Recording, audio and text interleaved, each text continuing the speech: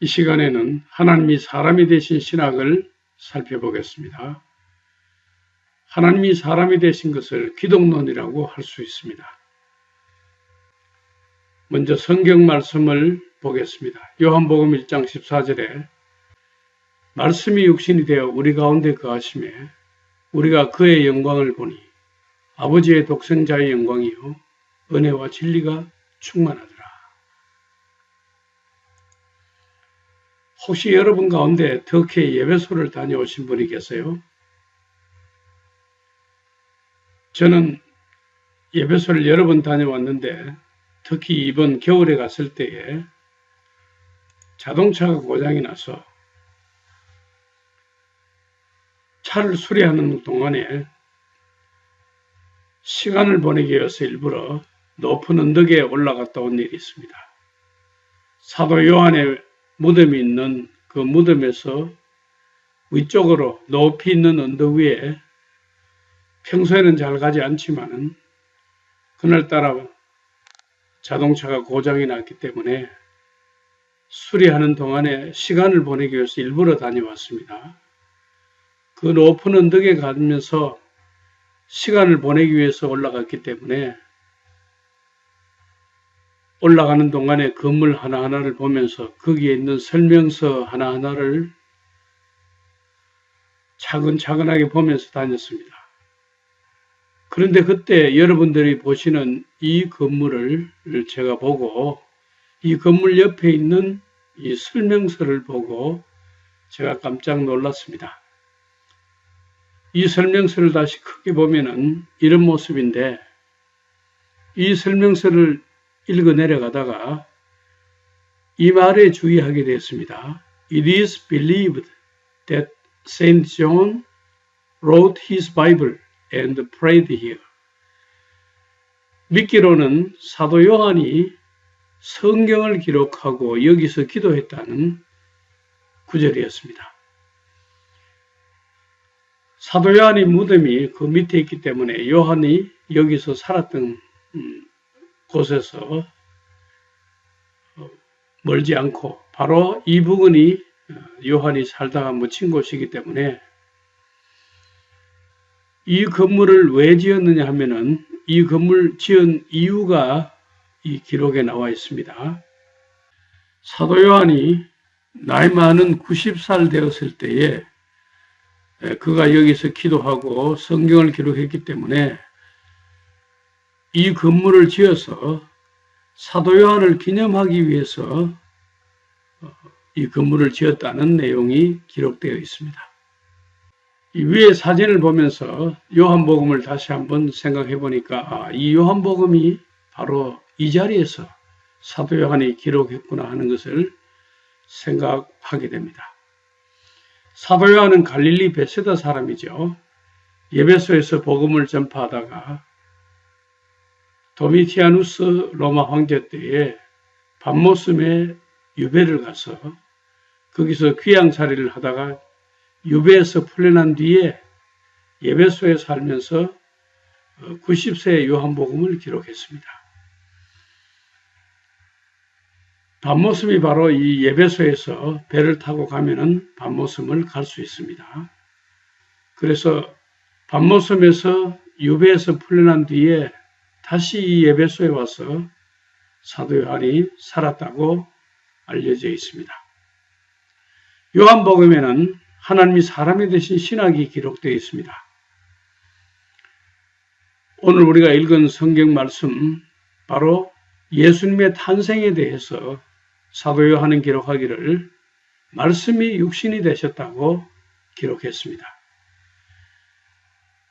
요한복음 1장 14절을 보면은 말씀이 육신이 되어 우리 가운데 거하심에 우리가 그의 영광을 보니 아버지의 독생자의 영광이요 은혜와 진리가 충만하더라. 하나님이 사람이 되신 신학, 바로 말씀이 육신이 되었다는 표현으로 사도 요한은 표현했습니다. 한문으로는 이것을 성육신, 육신을 이루었다. 혹은 도가 사람의 몸을 이루었다. 말씀이 사람의 몸을 이루었다. 이렇게 해서 도성인신이라고도 합니다. 보이지 않는 하나님이 보이는 사람의 육체를 입고 이 땅 위에 오셨다는 말입니다. 요한복음 1장 18절에 본래 하나님을 본 사람이 없으되 아버지 품속에 있는 독생하신 하나님이 나타내셨느니라. 아무도 우리가 하나님을 본 사람이 없지만은 보이지 않는 하나님이 보이는 사람의 몸을 입고 나타나신 것이 바로 예수님이라는 사실을 설명하고 있습니다.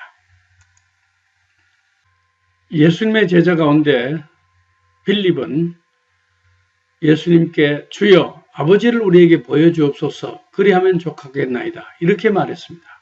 그때 예수님께서 빌립아 내가 이렇게 오래 너희와 함께 있는데 내가 나를 알지 못하느냐 나를 본 자는 아버지를 보았거늘 어찌하여 아버지를 보이라 하느냐 이렇게 빌립에게 반문하셨습니다. 하나님을 너희가 볼 수 없기 때문에 볼 수 있는 모습으로 내가 하나님을 보여주기 위해서 이 세상에 와서 너희와 이렇게 오래 함께 있는데 하나님을 볼 수 없기 때문에 내가 하나님을 보여주기 위해서 왔는데 내게 다시 하나님을 보이라 하면은 이렇게 오랫동안 내가 너희와 함께 있었는 것이 무슨 의미가 있느냐 하는 그런 말씀이 되겠습니다. 내가 아버지 안에 거하고 아버지는 내 안에 계신 것을 내가 믿지 아니하느냐. 내가 너희에게 이르는 말은 스스로 하는 것이 아니라 아버지께서 내 안에 계셔서 그의 일을 하시는 것이라고 하셨습니다. 요한복음에는 하나님을 가리켜서 태초부터 계신 말씀, 또 만물의 창조자, 생명, 사람들의 빛, 이렇게 하나님을 표현하고 또 하나님의 독생자 예수 그리스도를 하나님의 말씀, 그리스 말로는 로고스, 이렇게 표현했습니다. 이 말들이 다 신학적인 깊이 있는 용어들이기 때문에 신학자들은 다른 복음서 기자와는 달리 요한을 신학자로 이해를 합니다. 그래서 영어로는 John the Theologian, 요한을 신학자라고 표현합니다. 우리는 복음서를 읽을 때 복음서 안에서 역사적인 예수와 신앙의 그리스도를 동시에 발견하게 됩니다. 하나님이 사람이 되신 목적은 요한복음 3장 16절에 기록되어 있습니다. 하나님이 세상을 이처럼 사랑하사 독생자를 주셨으니 이는 그를 믿는 자마다 멸망하지 않고 영생을 얻게 하려 하심이라. 그러나 하나님이 사람이 되시기 위해서는 탄생부터 죽음까지 엄청난 불편을 겪으셨습니다. 우리가 멸망하지 않고 영생을 얻게 하기 위해서는 하나님이 사람의 몸을 입고 세상에 오셔서 엄청난 불편과 희생을 감수하셨습니다. 하나님이 사람이 되시면 낮은 자리로, 가난한 자리로 내려가는 것입니다. 낮거나 가난해서가 아니라 낮고 가난한 사람들을 구원하기 위해서 내려가는 것이었습니다. 제가 여기서 예수님의 삶과 관련된 몇 가지 자료를 소개하겠습니다. 이 사진은 베들레헴의 성탄교회 광장의 크리스마스 추리입니다.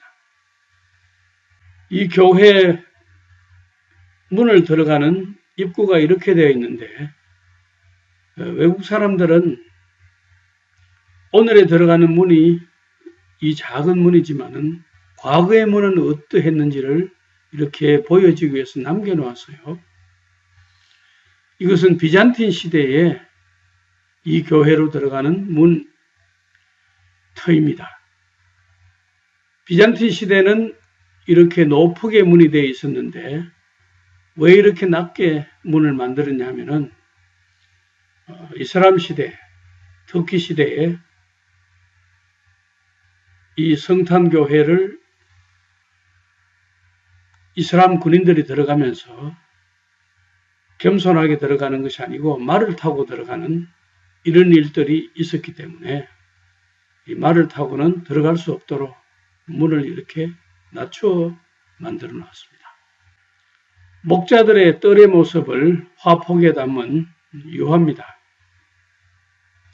베들레헴 앞에 목자들의 뜰이 있었는데 이 목자들이 양을 치고 있을 때 천사가 나타나서 메시아가 탄생한 기쁜 소식을 알려주었죠. 이 목자들이 생활하던 동굴입니다. 날씨가 추우면은 이 동굴 안에 들어와서 추위를 피하고 했던 것을 알 수가 있습니다. 이 동굴 앞에 기념교회를 세워두었는데 목자들의 뜰에 있는 교회입니다. 그리고 예수님께서 구유에 누우셨다고 성경에 기록되어 있는데 구유는 이렇게 돌로 만들었습니다.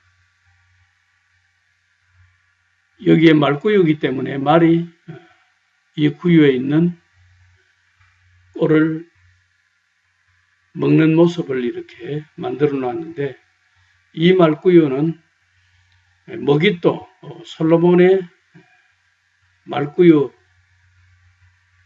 복원한 유적지에서 촬영하기 때문에 구유의 모습이 이렇게 되어 있는데 이것은 복원된 모습이기 때문에 실제로 말구유의 모습은 돌로 이렇게 만든 이 모습입니다. 유대인들은 구유를 우리처럼 나무로 만들지 아니하고 돌로 이렇게 만들어서 사용했습니다. 그래서 예수님을 구유에 누였다는 말은 이 돌 구유에 누였다라고 생각이 됩니다. 마리아가 예수가 태어났을 때 강보로 사서 구유에 누였으니 하고 누가복음 2장 7절에 기록되어 있습니다. 예수님은 이 세상에 오셔서 병원에서 탄생하신 것도 아니고 여관에서도 아니고 또 마리아는 산후조리원도 가지 않고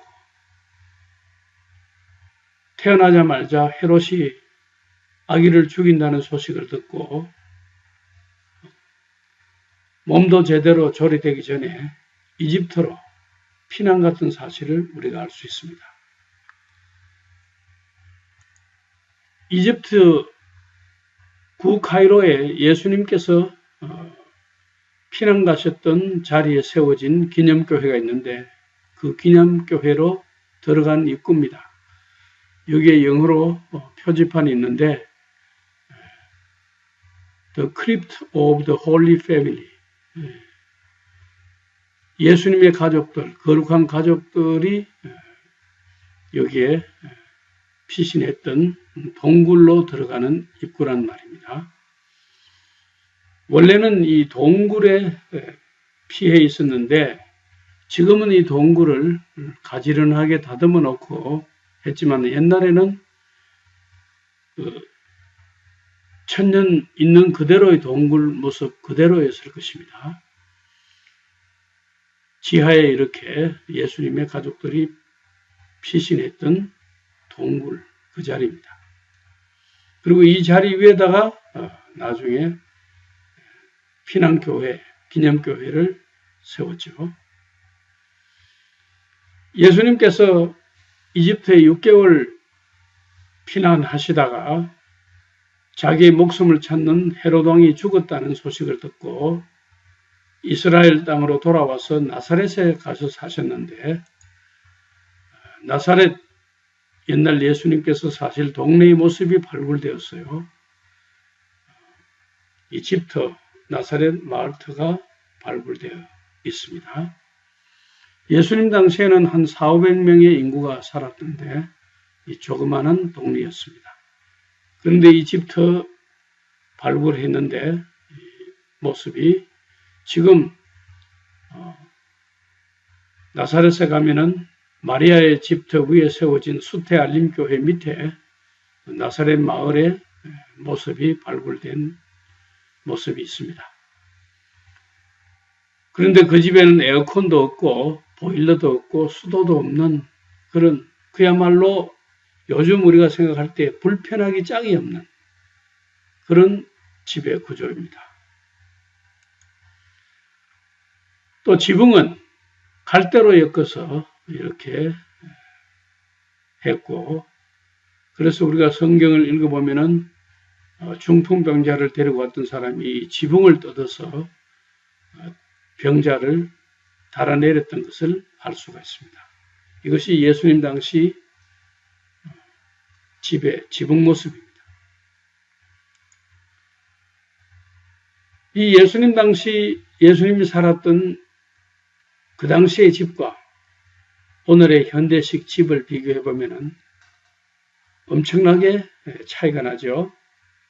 이 밑에 집들은 아주 부유한 집 같습니다.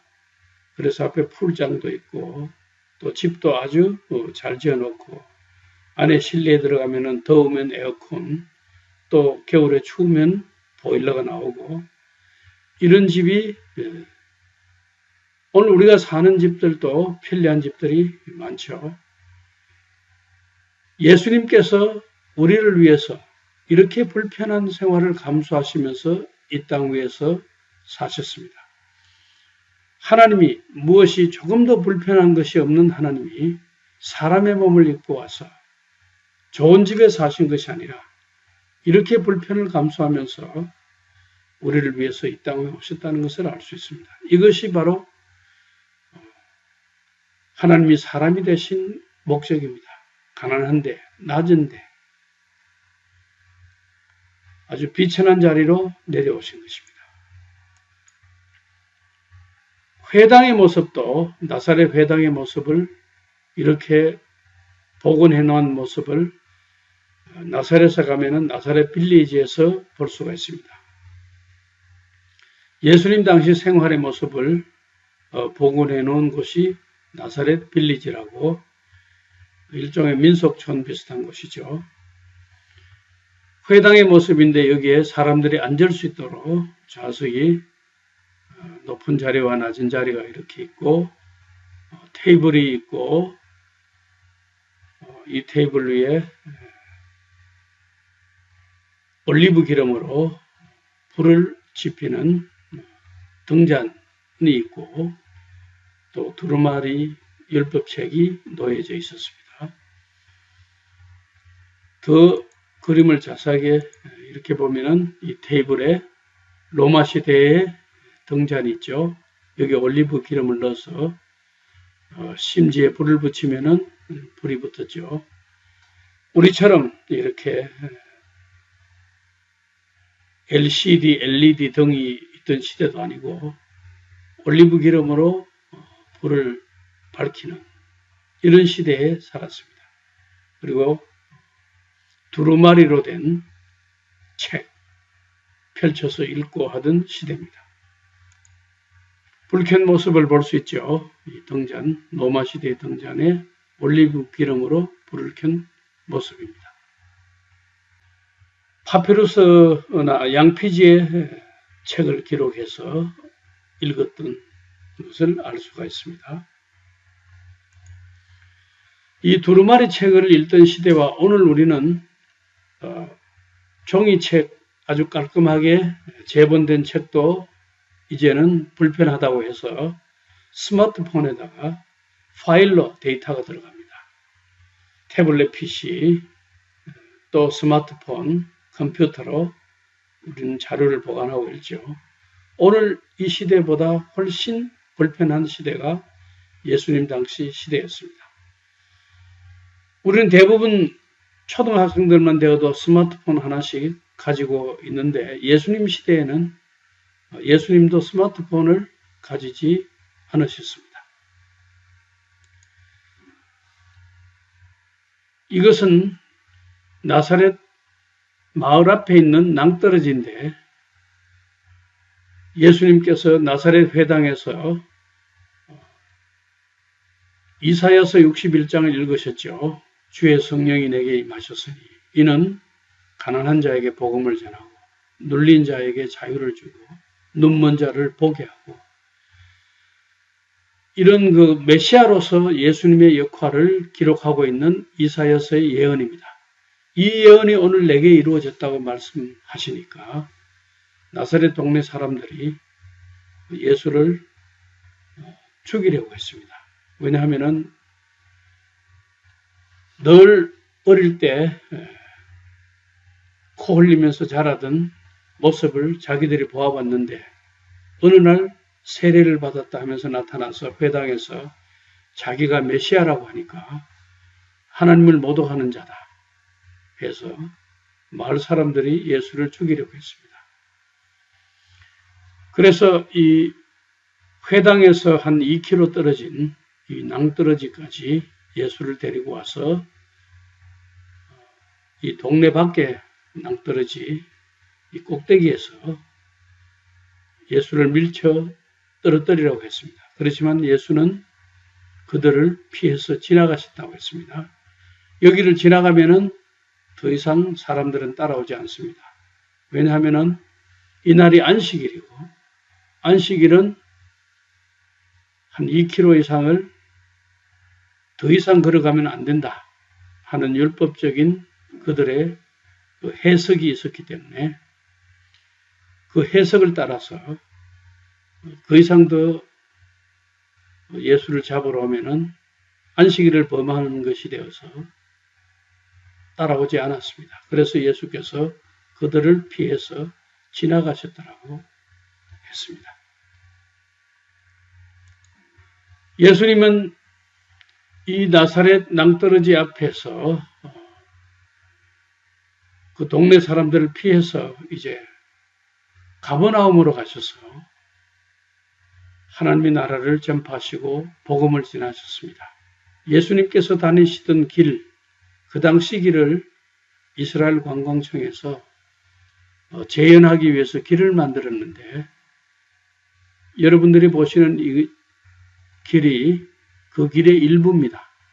아주 길이 좁죠. 그 당시에는 자동차도 없었고 했기 때문에 이런 좁은 길, 이런 길을 따라 돌길을 따라 또 가다가는 흙도 나오고 밀밭도 나오고 하지만은 절벽산은 돌산이기 때문에 돌길을 따라 내려오셨던 것을 알 수가 있습니다. 우리는 요즘 어디 여행하러 가면은 자동차를 타고 또 비행기를 타고 또 인터넷과 스마트폰을 사용하지만은 그 당시에는 자동차도 없었고 비행기도 없었고 인터넷과 스마트폰도 없었던 시대입니다.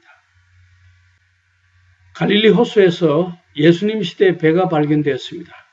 이 배를 발굴해서 지금 갈릴리 기노사 박물관에 보관하고 있습니다.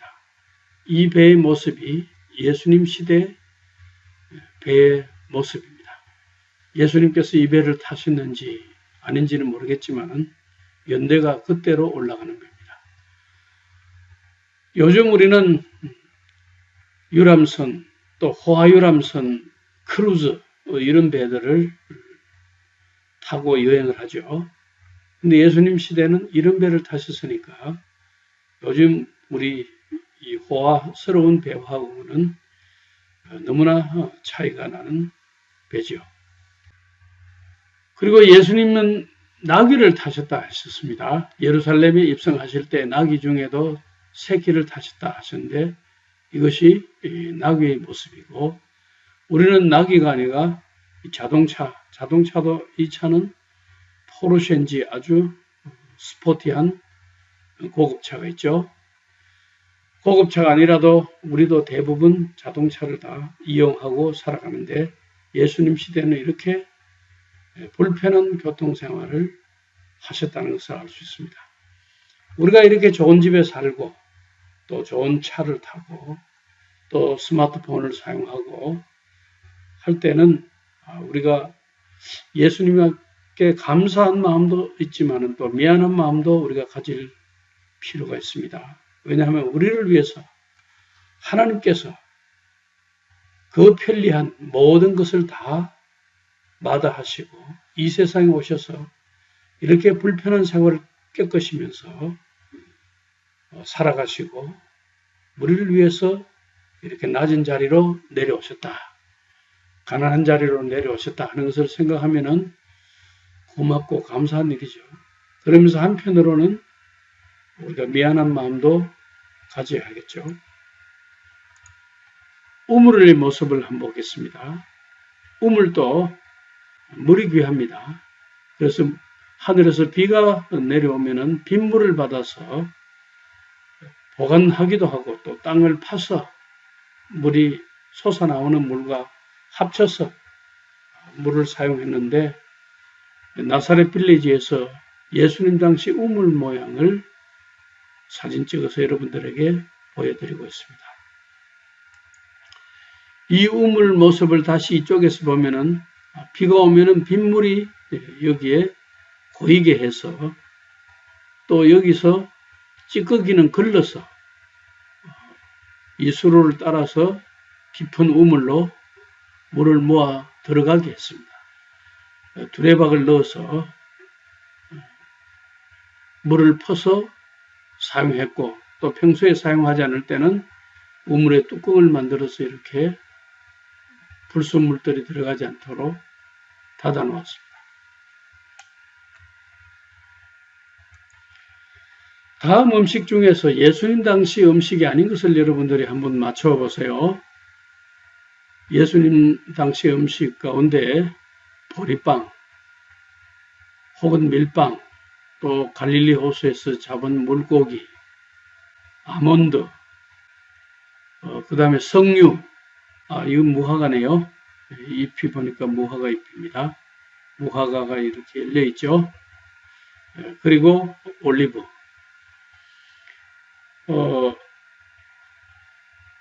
이 대추야자 열매입니다. 대추야자 열매.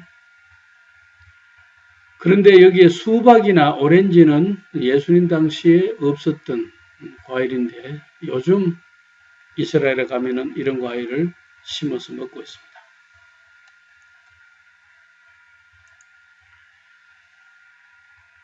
대추야자 열매가 이렇게 우리가 종려나무라고 흔히 부르는 그 열매입니다. 그 나무에 달린 열매입니다. 올리브 검은 색깔로 되어 있네요.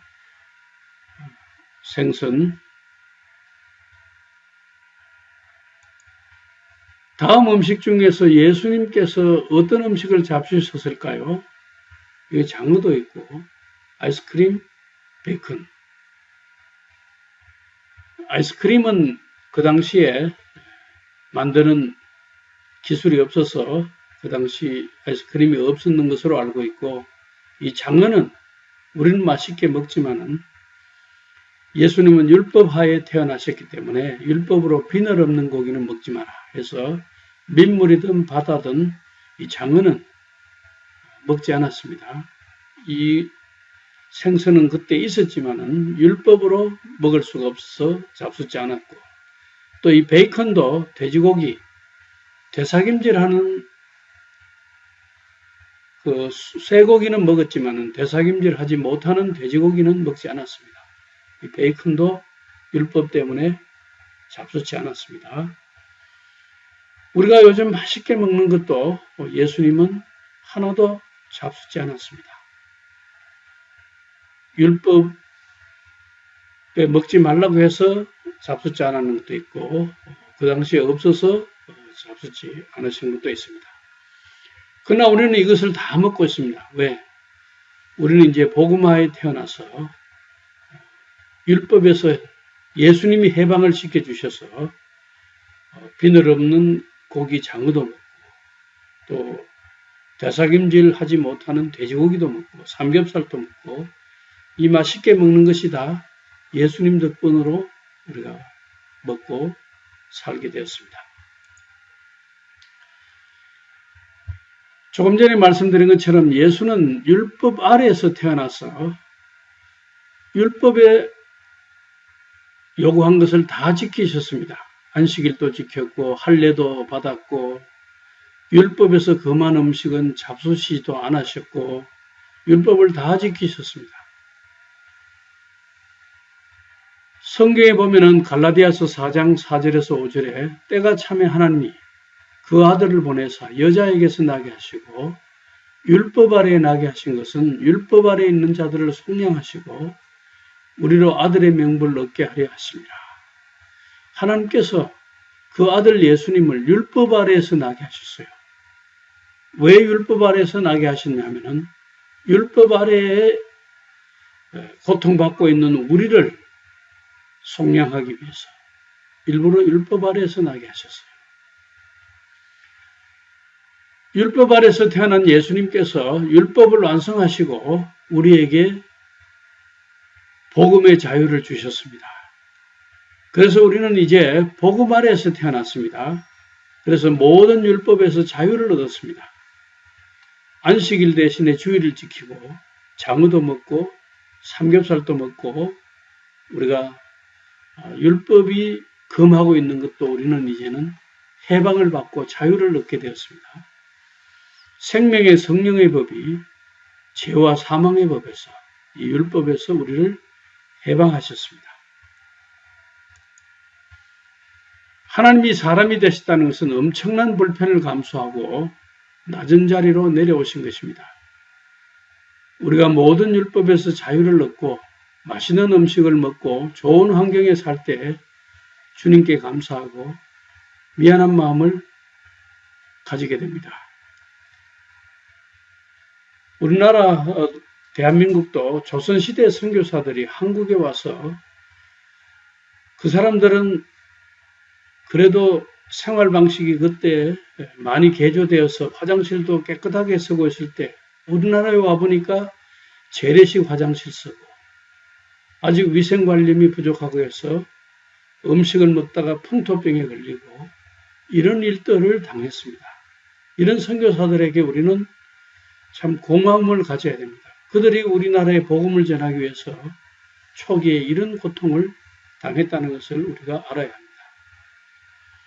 이것이 바로 예수님이 불편을 감수하시고 이 땅에 오신 정신이나 그 선교사들이 우리 모산 나라에 와서 이런 불편을 감수하신 것이나 같은 정신입니다. 그 정신이 바로 하나님이 사람이 되신 정신입니다. 우리도 반성해 보아야 됩니다. 우리가 하나님이 사람이 되신 정신으로 살고 있는가? 우리보다 못한 자리로 내려가고 있는가? 우리보다 가난한 사람들의 자리로 우리가 내려가고 있는가? 하나님이 사람과 함께 살기 위해서 불편함을 겪었을 뿐만 아니라 사람들이 지은 죄를 속하기 위해 고난과 죽음까지 당하셨습니다. 여러분들 이 나무가 예수님의 가시관을 만든 나무입니다. 지지푸스 스피나 크리스티라는 나무인데 이렇게 나무를 볼 때는 잘 보이지 않지만은 가까이서 사진 찍으면은 이 가시가 크게 보이죠. 바로 예수님의 가시관을 이 가시나무로 만들었습니다. 그리고 로마 시대 십자가를 지는 사람에게 채찍을 가할 때에 로마 시대 채찍은 가죽끈으로 여기에 뼈나 금속을 붙여서 한번 후려치면은 살점이 짙게 나가도록 되어 있었습니다. 이런 로마 시대의 채찍에 맞으면서 예수님께서 십자가를 지고 골고다로 올라가셔서 십자가 위에서 못 박혀서 고난을 받고 죽으셨습니다. 로마 시대에 십자가에 못 박힌 사람의 그 복숭아뼈를 관통한 못이 발견되었습니다. 그래서 십자가에 못 박힌 사람의 모습은 이 복숭아뼈에다가 못을 이렇게 박아서 십자가에 못 박았구나 하는 것을 학자들이 알게 됐습니다. 이런 고통을 당하면서 예수님께서 이 세상에 오셔서 우리의 죄를 위해서 십자가에 돌아가셨습니다. 너희 조상들은 광야에서 만나를 먹어서도 죽었거니와 나는 하늘에서 내려온 살아있는 떡이니 사람이 이 떡을 먹으면 영생하리라. 내가 줄 떡은 곧 세상의 생명을 위한 내 살이니라. 이렇게 예수님께서 말씀하시면서 내 살을 먹고 내 피를 마신 자는 영생을 가졌고 마지막 날에 내가 그를 다시 살리리니 내 살은 참된 양식이요 내 피는 참된 음료로다. 예수님의 살과 피를 우리에게 믿음으로 마시게 해서 우리를 구원하고 살리시기 위해서 예수님께서 이 세상에 오셔서 십자가를 지고 죽으셨습니다. 아버지께서 내게 하라고 주신 일을 내가 이루어 이 십자가를 지고 사람들의 죄를 대속하라는 일이 아버지께서 하라고 주신 일입니다. 그 일을 예수님께서 이루어 아버지를 이 세상에서 영화롭게 하여사오니 아버지여 창세전에 내가 아버지와 함께 가졌던 영화로서 지금도 아버지와 함께 나를 영화롭게 하옵소서. 이것이 예수님께서 하나님께 기도하고 고백한 말씀입니다. 아버지께서 아들에게 주신 모든 사람에게 영생을 주게 하시려고 만민을 다스리는 권세를 아들에게 주셨다고 했습니다. 그래서 이제 예수님께서는 우리에게 약속하시기를 너희가 내 이름으로 무엇을 구하든지 내가 행하리니 이는 아버지로 하여금 아들로 말미암아 영광을 받으시게 하려 함이라. 내 이름으로 무엇이든지 내게 구하면 내가 행하리라. 이렇게 말씀하셨습니다. 하나님께서 아들로 말미암아 영광을 받으시기 위해 예수를 이 땅에 보내셨습니다. 이것이 하나님의 목적이요 원리입니다. 이 원리에 반해서 누구라도 자기 영광을 위해 살면 그 삶은 참으로 허무합니다. 하나님이 사람이 되신 신학을 다시 한번 우리 마음속에 새겨봅시다. 하나님이 사람이 되신 것을 아는 것이 바로 영생입니다. 성경은 말하기를 영생은 곧 유일하신 참 하나님과 그가 보내신 자 예수 그리스도를 아는 것이라고 했습니다. 요한복음 17장 3절에 기록되어 있습니다. 오늘 우리가 맨 처음에 읽었던 요한복음 1장 14절 말씀이 육신이 되어 우리 가운데 거하심에 우리가 그의 영광을 보니 아버지의 독생자의 영광이요 은혜와 진리가 충만하더라. 사도 바울은 빌립보 교인들에게 너희 안에 이 마음을 품으라.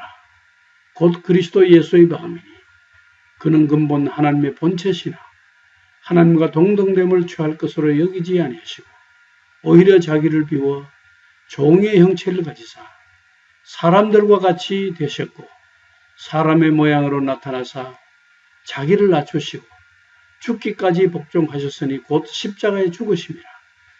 이름으로 하나님이 그를 지극히 높여 모든 이름 위에 뛰어난 이름을 주사 하늘에 있는 자들과 땅에 있는 자들과 땅 아래에 있는 자들로 모든 무릎을 예수의 이름에 꿇게 하시고 모든 입으로 예수 그리스도를 주라 시인하여 하나님 아버지께 영광을 돌리게 하셨다고 했습니다. 하나님이 사람이 되심의 뜻을 깨닫고 하나님이 사람이 되신 신학으로 우리가 살면 한없는 은혜가 임할 것입니다. 아무것도 불편한 것 없이 영광 가운데 있는 하나님께서 사람이 되셨다는 것은 우리를 위해서 얼마나 낮은 자를 내려오셨는지, 얼마나 불편한 자를 내려오셨는지, 그리고 죽기까지 자신의 생명과 목숨을 우리를 위해서 주셨습니다. 우리도 이런 정신으로 하나님이 사람이 되신 정신으로 살아가면 한없는 은혜가 우리에게 임할 것입니다.